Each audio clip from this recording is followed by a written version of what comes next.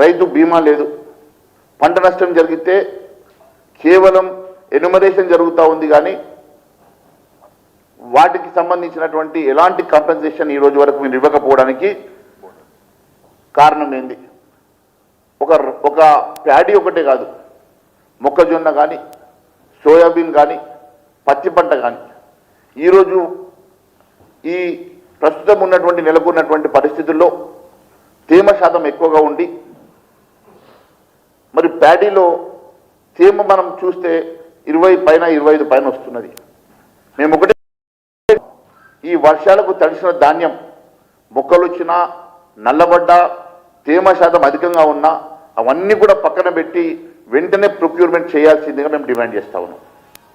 రెండోది సోయా కొనుగోలు విషయంలో కూడా, పత్తి కొనుగోలు విషయంలో కూడా మీరు మాయిశ్చర్ని మీరు చూడకుండా ప్రస్తుతం నెలకొన్నటువంటి క్లైమేట్ కండిషన్స్ని పట్టుకొని ఎట్టి పరిస్థితుల్లో తేమ కండిషన్స్ని చూడకుండా, మాయిశ్చర్ని చూడకుండా మీరు కొనుగోలు చేయాలని చెప్పి భారతీయ జనతా పార్టీ తరఫున డిమాండ్ చేస్తా ఉన్నాం.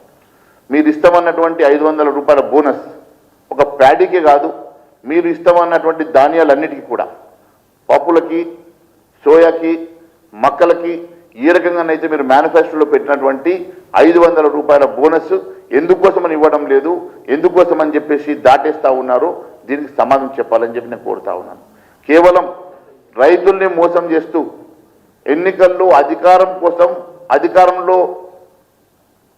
చేజిక్కించుకోవడం కోసం మీరు అనేకమైనటువంటి తప్పుడు హామీలు ఇచ్చి యావత్ రైతాంగాన్ని మోసం చేసినటువంటి రేవంత్ రెడ్డి గారు వెంటనే రైతులకు క్షమాపణ చెప్పి, బహిరంగ క్షమాపణ చెప్పి వెంటనే మీరు ఇచ్చిన హామీలు నెరవేర్చాలని మరి భారతీయ జనతా పార్టీ తరఫున ముఖ్యమంత్రి గారికి బహిరంగ లేఖని మేము ఇవ్వడం జరుగుతున్నది అన్నది. ముఖ్యమంత్రి గారికి బహిరంగ లేఖని ఇవ్వడం జరుగుతూ ఉన్నది. ఈ బహిరంగ లేఖలో అనేకమైనటువంటి అంశాలు మేము దీంట్లో రాయడం జరిగింది. ఇవన్నీ కూడా ముఖ్యమంత్రి గారి దృష్టికి తీసుకెళ్తాం. ముఖ్యమంత్రి గారు మీరు ఖచ్చితంగా వీటికి సమాధానం చెప్పాలా.